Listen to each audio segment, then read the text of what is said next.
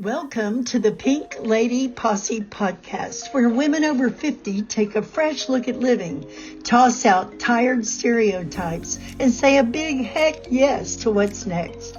I'm your host, Sandy Parker, and around here, we challenge limitations, rewrite the story on aging, and reclaim our power, pleasure, and purpose. Why? Our next years are not about a decline. They are our big reveal.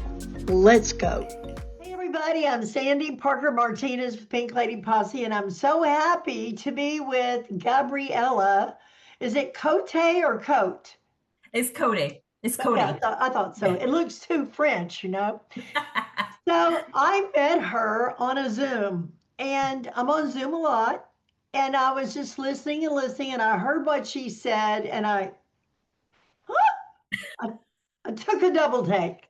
So I invited her to be with us, and we're going to have a conversation about being the creator of your life instead of inheriting what somebody decides to give you. So welcome, welcome, welcome, Gabriella.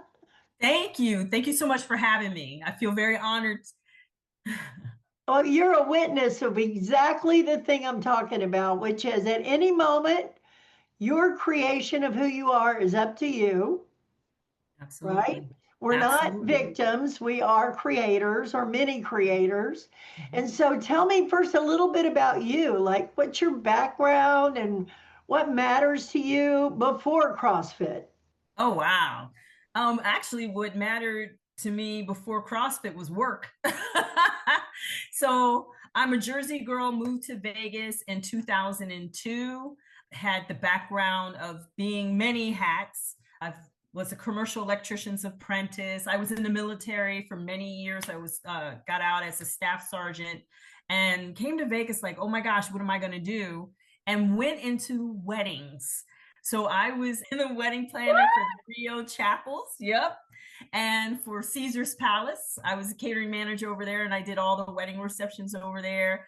So my work schedule was 80 hours a week. I didn't know what holidays were. So therefore, at that time, I was just trying to survive, no sleep, eat whatever I could. I met my husband, thank goodness, because he saved my life. In 2011, we got married and things shifted at that point. So it was no longer me doing whatever I wanted to do.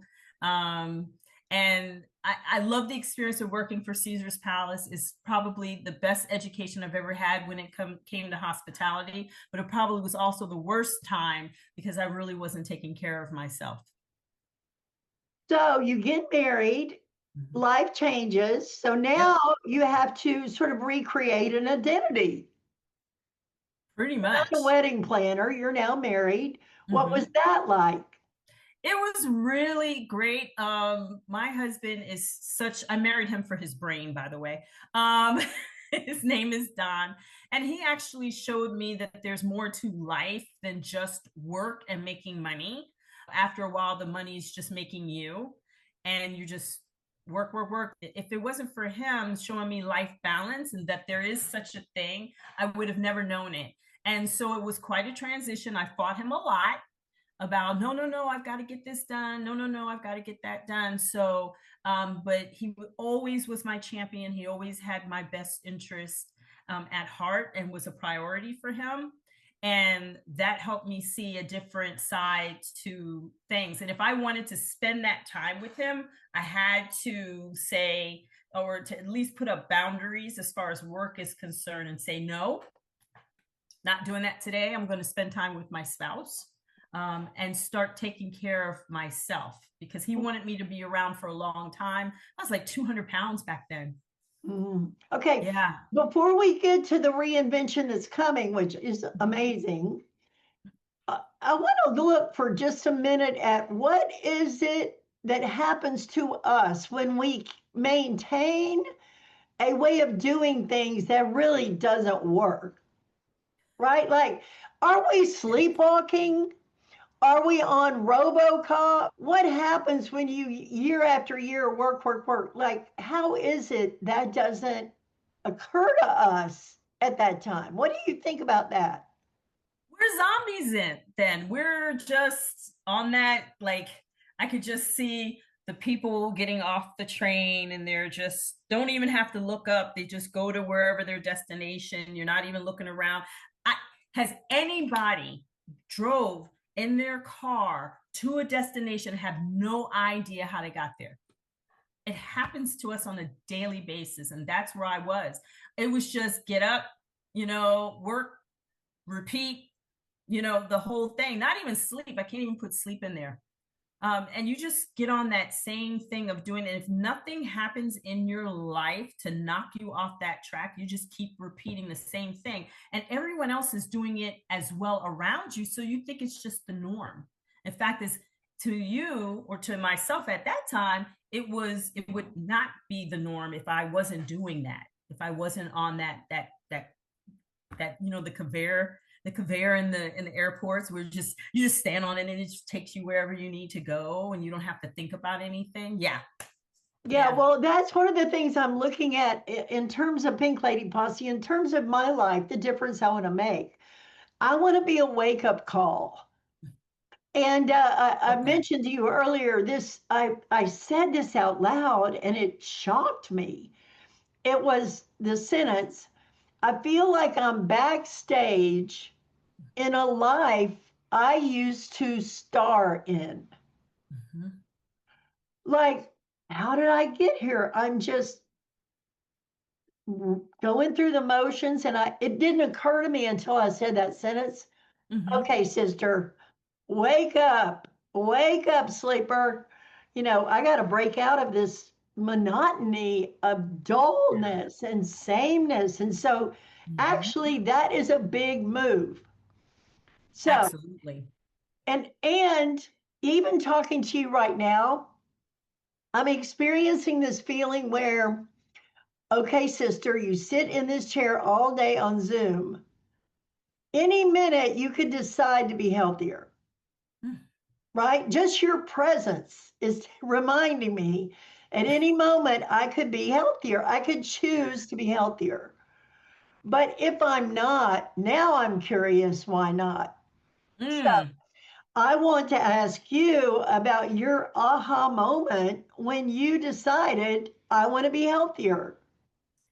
My aha moment was when my doctor told me he was going to put me on blood pressure medication because I was overweight. I was huffing and puffing, walking up the stairs. Even Don asked me, like, are you okay? Like, were you running up the stairs? I said, no, I was just carrying my purse up the stairs. So when I started going back and doing my checks with the military at the VA hospital, I found that, and at that time, I believe I was 47-ish, I believe. And I said, I got to do something. I don't want to be that person. And I want to be here for him. Another thing is Don and I were at the Bellagio. Bellagio has this beautiful conservatory. And we went to look at it. I think it was during the Christmas time, and it's just beautiful. And we left the Bellagio. We were walking down the sidewalk, and they were letting people off the bus. And this particular bus, everybody got off, and I saw the bus driver go out, and he's getting all the scooters from either in the front or on the side. And we're watching people as they're walking with their spouses. And there were people that were using walkers, and then you have the scooters. And him and I just looked at each other like, honey, when we go to retire and we're traveling, what are we going to be in? Are we going to have walkers? Are we going to have scooters? How are we going to hold each other's hands? And that was it. I'm like, we got to do something. We're both overweight. We're just sitting here going out to eat, and we could be doing so much more. But I think that was the day that really resonated the most with me. And I said, I have to make a change. And you did. Mm-hmm.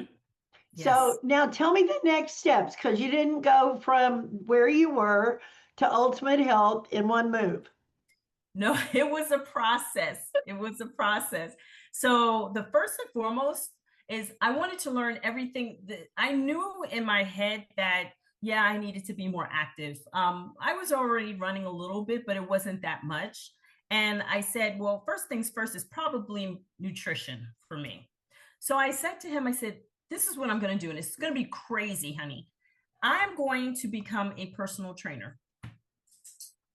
At 200 pounds, I said, I'm going to learn everything there is to know about fitness and nutrition. And he just looked at me and he said, okay, how much does that cost? I said, the course costs this, and I'm going to do one better for you, honey. I'm actually going to get a part-time job working in a gym and study to become this trainer so that I can immerse myself in the environment, see if I'm making the right choice. Crazy, right? Crazy. But I did it. I actually went for an interview at an Anytime Fitness on Windmill. And I walked in and talked to the general manager, and he said, yeah, you could be the assistant manager and work on the days that I'm not here. And you basically take care of the gym. And I did. And I studied. And I told him, like, I'm studying to become a trainer. So I'm going to sit there and just be a sponge. And I, at that time, was like in my late 40s. And my husband was like, I'm here to support you, honey, whatever you decide. And I did. So I had my full-time job and part-time working in a gym, picking up, watching the other trainers, talking to them, studying, asking them questions, watching how they work with people. Yeah. And my manager to this day was like, I remember, like, I was overweight. There was no way people were going to take me seriously as being a trainer. There was no way. I did not look the part at that time. Okay. Brilliant. I hear immersion. I hear learning. Mm-hmm. I hear accepting yourself in the imperfect state. Mm-hmm. I hear realistic. Yep. I mean, every one of those words I just said is mind-blowing, because any one of those is a topic you could study, right? Mm-hmm. Did you have any self-doubt or any judgment or you just were all in? Oh, totally I had all of that. I had all the self-doubt, but I was going to do it anyway because I needed to make a change. And I knew it. And even to this day, even Don will attest to this. I used to say, oh, I don't look like everybody else. I don't feel credible. I always had the imposter syndrome. Even when I became a trainer and started, you always have that self-doubt. And I was older. I wasn't young. I wasn't 20-something-year-old. Here's like, who's going to take me seriously? This old lady trainer trying to show me how to do things. So it was every day. I always had that self-doubt, but I'm like, you know what? I know I'm going to trust the process. And if you want it bad enough, no matter how much, the obstacles, people's judgment, other people's judgment, your own self-judgment comes into play, you got to trust the process, and your why has to be bigger than all of it. Why am I doing this? And first and foremost, it was to be a healthier version of myself. That was first and foremost. So I plugged along.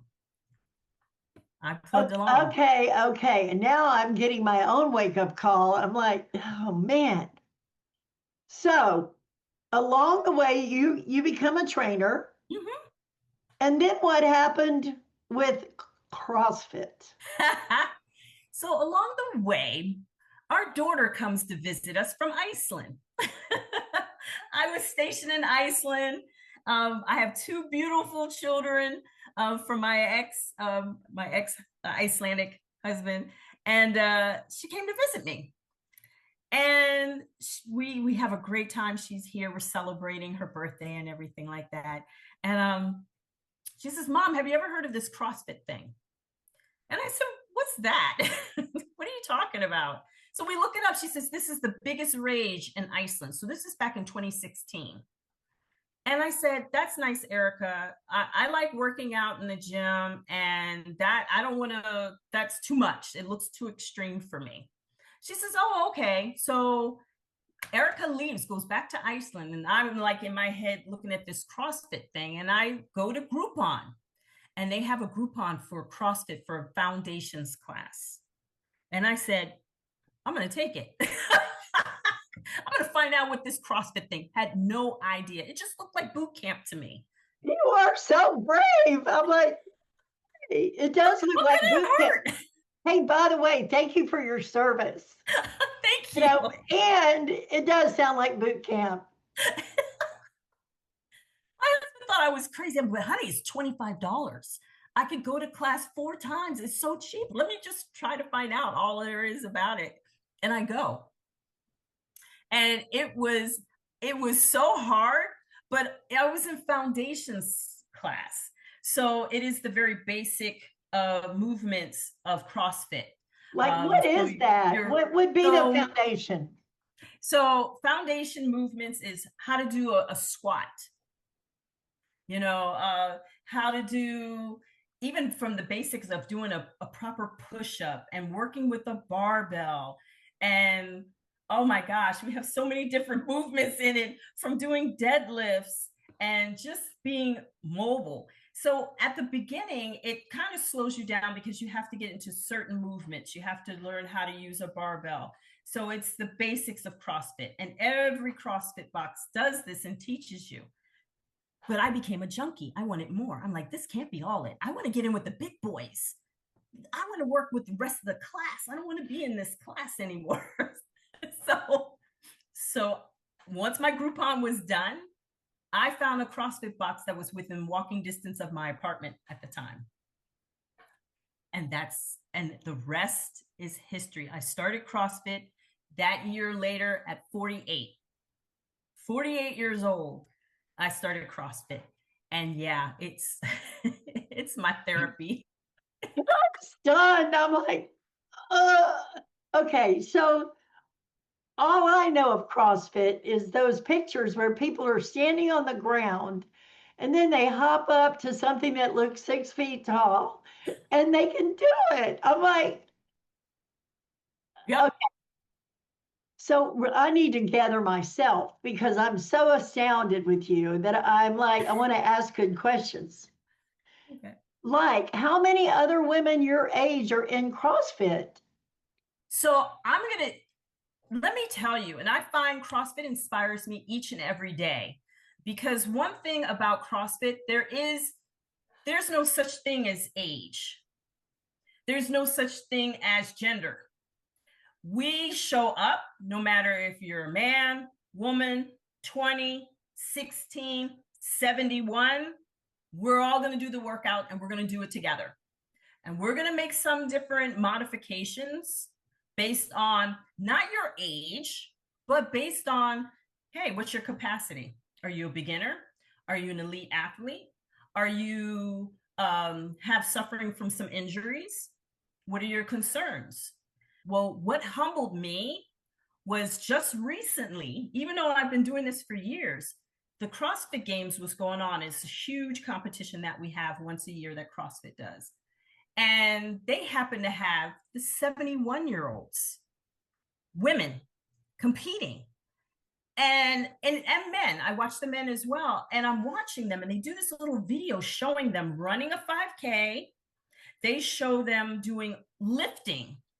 And I had to look at their shirts to make sure, like, what age are we sure? 70s. It was 70 to 75 age group. And I was just humbled because they're moving. And it was the new category for them to have the 70 plus. And I'm like, okay. 70 plus? How is 70 that possible? plus. And they were killing it. I'm like, I'm going to grow up and be them. Because age doesn't really matter. Age doesn't matter one bit. Not in the CrossFit world. Okay. So I'm astounded. I told you that. All right. So you're in CrossFit how often a week?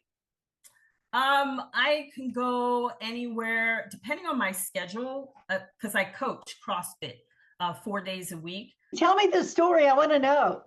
I've always wanted to get my level 1. And level 1 is the very first course that they teach. And it's not for you to become a CrossFit coach. It's for you to know more about CrossFit and find out the methodologies behind CrossFit, all of the culture, the different foundational movements that people should be learning. And it pretty much, it's like drink the Kool-Aid. And I drank the Kool-Aid that day. And I'm like, this is it for me. I saved for this course. And I bugged my husband every single year. I'm like, I want to be a level one. I want to be a level one. I want to take this course. And I did. After I took that course, it really motivated me and inspired me to become a coach. I'm like, I want to coach CrossFit. I never, ever, ever thought I could say that or even do that. That was so far because number one, I'm older. So I became a level one. I'm 57, becoming a CrossFit coach. But that was one thing that I never doubted. I never doubted that I couldn't coach because of how the members make you feel, your colleagues, your other coaches make you feel. They make you feel like you can do anything in the world. It's probably why I've stuck with CrossFit so long, is because even the basic moves, like a squat, actually being able to do one in the proper form was like a jumping moment. There's moments in CrossFit that you're like, I can't do that. I can't do that. And then all of a sudden you're doing it. And you may not do it the next day. You may not do it the next month, but you may do it the next year. And you're just like, yes, yes, I did it. And coaching was the next step for me. And I had a great opportunity at Branded One CrossFit here in Vegas. The owner believed in me. His name is Nick McCombs. He believed in me and he said, let's see what you got. And he helped me, he coached me, and he showed me, this is, what you can do to be a coach. This is the process. This is the procedures if you do this. But he said the main thing that he wanted me to do more than anything was have a positive attitude and bring enthusiasm each and every day when I see those members. That's all he asked me for. And I did it. And I volunteer my time to do it. And it's probably, well, one of the best decisions was to marry my husband, but CrossFit and coaching, second best. Okay, so this isn't just about CrossFit. Oh, no. This is about being a coach, which I'm a coach for attitude of being unreasonable and unapologetic. Love that. Because I'm 69, right? Like I could easily say I'm a has-been. I'm not a has-been, I'm a will be. Absolutely not. Yes. Right? And so my question is, what will I be? It's up to me. So you're a coach. You encounter people all the time that are beginning something. What elements of newness, when something's new, what do people need to stay true to it? I heard you say that your coach believed in you, which is huge. Could you have done it without a coach believing in you? No. So no. A1, get a coach. Yeah. Make sure they believe in you. Yes. And then you see people now stepping into this newness. And what do you do, or what do you see that makes it possible for them? Support. And support doesn't only come from the coaches. For a lot of new people, comes from other people being in class, because when they're greeted, we say hello, we try to find out all about them. What made you come to CrossFit? Why CrossFit? Like, we're so nosy, but we're also very community based. So we help that person survive class, number one, without injury. And we just want them to embrace their fitness, because yes, you may not be a CrossFitter or have to have that title, but if you're about improving anything physical, health-wise, mentally in your life, we're all about it. So we gravitate to new people and we help them, and we say, oh, you're coming back tomorrow? We cheer them on, even though they may feel like I'm doing the worst. I'm behind. I'm the last person. We will cheer you on, because you know what? You showed up. That's what we care about. You showed up where a lot of people did not. So good for you. So I was just reading this morning about the impact of not belonging. And I say connection isn't cute, it's critical.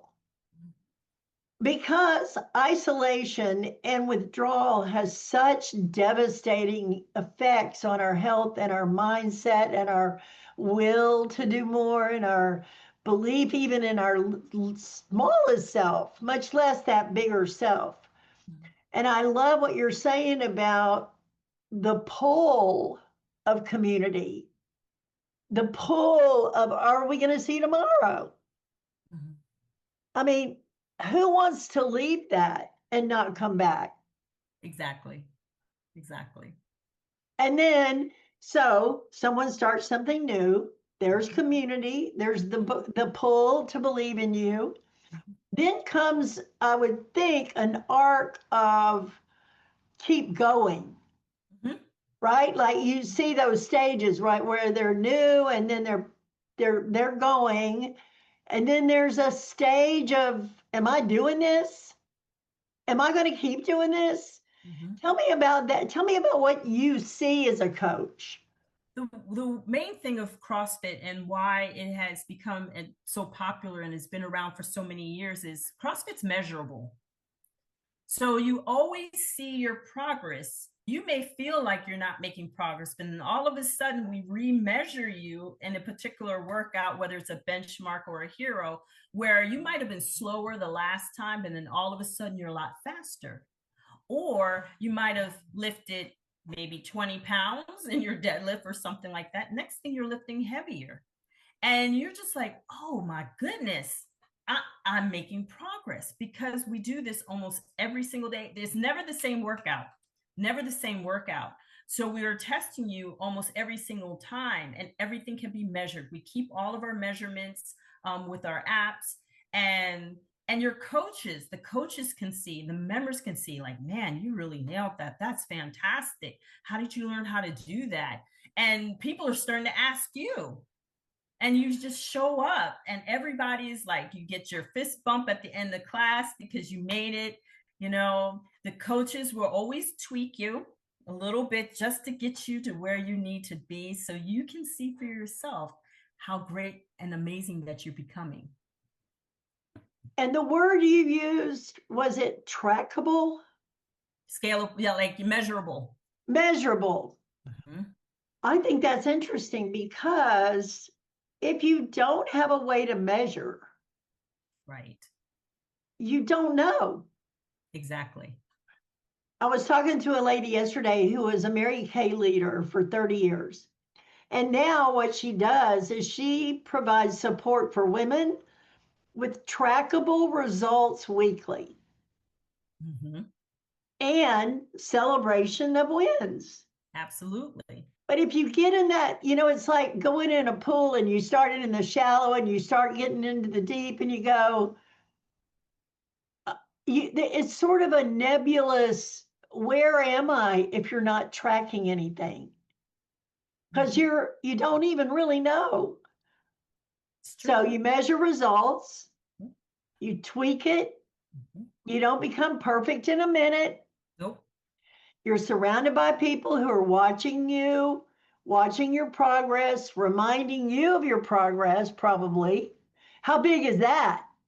It's huge. It's huge. Like today they were doing front squats. And I asked them who PR'd, which means that you got a personal record, right? You did better than your last time. And they're like, oh, I think I PR'd today. What do you mean you think? You either did or you didn't. Did you? Yes, I did. Well, then you know what that means. You got to ring the bell. You got to write that up on the board. We celebrate those moments. We celebrate it. No matter the increment, it could be 5 pounds, it could be 2 pounds. We're going to celebrate it. That's a PR. You did it. Yeah. I'm feeling my heart open, right? Like I had knee replacement surgery, actually both knees. And I've always been afraid of curbs because, and you mentioned this, I was on a scooter for 20 years, right? Had my knee replaced, and I look at a curb and go, I can't do that. I cannot step up on that curb. Don't make me. And so I went into rehab, and she had this platform, and it was about 6 inches. And she Mm-hmm. goes, okay, step up. And I went, I can't do it. I'm not going to do it. And I left rehab that day feeling defeated. Oh. And I came in the next day and she said, step up. And I went, all right, all right. I didn't like the way yesterday felt. I'm going to try it. And she put the handrails there. So if I was falling, and I did it. And I didn't react at the moment. I just said, oh, I did it. And, but she said, your knee was ready, but your brain was not. Yep. I had to go home and get myself situated. Okay, sister, are you going to be, I can't do it, I'm not going to try? Or are you going to be, I'm at least going to try? And when I got in the car, oh, I started crying. I'm like, I did it. I did it. Mm-hmm. It was so awesome. But I'll tell Isn't you that what, an day awesome before, I was feeling? like, I can't do it. I'm not doing it. And of course, in physical rehab, if you say you're not ready, they don't push you, right? You're right. They nudge you, but if you say no, they're not going to make you. But I remember thinking, I stepped, even this morning at CVS, I thought, oh my gosh, there's a curb. I'm going to step up on it and say, I step up on curbs. Like There it's you still a go. thing, right? It's still in my head Absolutely. and I'm fine. But the legacy of not fine or the legacy of where I'm from can rule me. Mm. Or I can say, today's the day to be different. And it can be today, like today, I could say I'm walking today. Mm-hmm. And I probably will now that I've met you because I'm inspired to believe in something I don't yet have. Yeah, But I you love it. came up with that by yourself, seeing the scooters and not holding hands. And you said, I don't know where I'm going exactly, but it isn't there. Mm-hmm. So the pain of things staying the same Mm-hmm. is a wake up call. Yeah. And Now, saying and being afraid, living in fear. That's no, no, I wasn't going to do that. I wasn't going to live in fear. And even to this day, like I'm like, okay, what can I do today? Like I just told my husband, I'm like, hey, High Rocks is coming in February, honey. I think I'm going to do that. He's like, what are you doing? okay, so let me just ask you this question. Yes. Knowing where you've come from, how does it feel to be you right now? It feels amazing. And I'm like, I mean, that sounds so like, I don't want to sound cheesy, but I'm going to tell you, No, I I'm asking feel you. I feel much better now than I did in my 20s. So when people say, "Oh, what year would you go back to kind of relive?" And I'm like, maybe 50. Because my 20s sucked and my 30, I think 39 was maybe my best year. 39. But as I get older, I embrace it. You know, when I turned 55, that was a little sticky for me. I'm like, ooh, 55. But 57, now I'm sitting there looking forward to like, oh, okay, in 3 years, I'm going to be 60. What can I do at 60? That'd be fun. That'd be cool. How much can I lift by 60? So the Yeah, other thing I'm hearing is, I don't know if it's self pride, but it is self acceptance in the most glorious way. When you go, I know it sounds cheesy, but it's awesome. yeah, Do you know how many people are not living in that state of mind? So the other thing I'm hearing is it's kind of contagious. it is. Like, okay, if I can do that, and then I can do that, like Mhm. this podcast, my friend said, oh, you should do a podcast. I'm like, I want to do a podcast. I don't even listen to podcasts. And now I meet amazing women like you, and I go, holy cow, there's like a million of them. but seeing one in motion, like that day we were on Zoom and you go, this is what matters to me. I love CrossFit. I'm like, okay, I want her times a million in my world. If I had a million of you in my world, I'd be working out. Right? Because I wouldn't be surrounded by people it's to whom it's inconceivable. I would be living and affected by and pulled by what doesn't seem that far of a reach. So I'm going to say to myself and everyone, surround yourself with possibilitarians, with people who believe more is possible and see the best in you for your sake, not for their sake. Yeah. All right. So the pink ladies in the movie Grease, they had an oath. You got to be cool. You got to act cool. I'm like, cool. What's cool? I'm 69 years old. What's cool? So besides CrossFit, what else would you say is just cool? Oh, wow.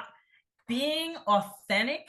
We were just talking about this. What does that mean? Because everybody's saying authentic, be your authentic self. For me, it's not being apologetic for being me. I don't have to apologize. I don't know if that's because I'm getting older, because I've had those life experiences and I deserved and earned that right to pretty much say, but not be offensive, anything I really want to say. And I think that is super cool. That is so cool. High five on that. Dress the way I want, be the way I want, because I have earned that right. Love it. Love that. It's the human right. Right? To be, I'm the only version of me, you're the only version of you. If I'm around people that aren't wanting that, well, I need to go find another group. Age is weird, right? Because the average 60-year-old woman in the United States, not you, because you're probably going to live longer than all of us, but the average woman in the United States lives to 86. That means if you're 60, you have 26 more years, longer than it took to have a baby, raise a baby, and send the baby to Iceland, right? Yes. That's 9,500 days. The fact that you would live one of those days as if the glitter is still in the bottle, right? 100% maintenance, 100% do list, and 0% confetti, 0% pride, 0% self-expression. It will have disastrous impacts on your well-being. Absolutely. So I just want to say, really, thank you for being you and being authentic in the coolest way ever, because there's no hold on what you can say and what you feel and how it comes out. There's no perfectionism. This is just showing up as you. Yes. Can we ask any more of each other than that? Right.